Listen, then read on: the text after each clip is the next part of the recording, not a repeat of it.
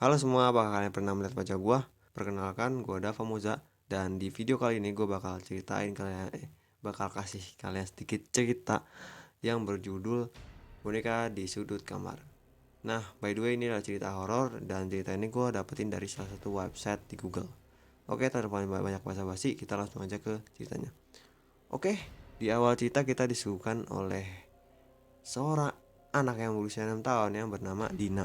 Dina ini mendapatkan hadiah dari temannya. Nah, tepatnya di hari itu juga Dina sedang berulang tahun. Nah, temannya pun datang dan memberikan dia hadiah. Nah, pas dilihat hadiahnya itu, ternyata si Dina ini dikasih hadiah oleh temannya, yaitu sebuah boneka. Nah, pada malam itu juga si Dina sedang belajar di kamarnya, tepatnya di pas di uh, meja belajarnya si Dina. Fokus nih belajar. Dia kayak lagi fokus belajar dan benar-benar fokus banget. Nah, pada malam itu Dina merasa kalau dirinya itu sedang diawasi oleh seseorang. Padahal ya di kamarnya itu benar-benar gak ada siapa-siapa gitu. Cuma ya si Dina aja. Nah, si Dina ini lalu kayak ya udah dah, bodo amat gitu kata dia. Mungkin cuma perasaannya aja. Padahal di sampingnya dia, di tempatnya dia pas lagi belajar, itu ada sebuah boneka yang dikasih hadiah oleh temannya pas dia berulang tahun sebelumnya. Nah, si boneka itu menatap tajam ke arah si Dina, seolah-olah tatapannya itu seperti tatapan hidup. Kayak kita melihat orang gitu kayak gitu. Nah, terus si Dina ini benar-benar kayak bodo amat nih masih ya, bodo amat dah gitu. Dia masih nggak percaya dengan boneka dia itu. Nah, lalu setelah Dina selesai belajar, Dina beristirahat tuh di kamarnya.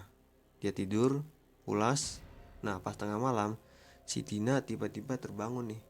Terbangun dan kaget melihat di depan dia tiba-tiba udah ada boneka yang sebelumnya gue bilang tatapannya hidup. Nah, pas si Dina sedang bertatapan mata dengan boneka. Nah, si Dina ini mendapat kayak kata-kata dari boneka tersebut. Yaitu boneka itu berkata seperti ini. Mainkan aku. Ngeri. Si Dina tiba-tiba bangun, terus dia kayak tiba-tiba di depan dia ada boneka yang berdiri. Terus boneka itu bilang, mainkan aku. Cheer. Gimana menurut kalian ceritanya? Serem gak? Itulah tadi cerita yang udah gue ceritain. Cerita horor yang berjudul Boneka di Sudut Kamar. Agak agak agak gimana ya?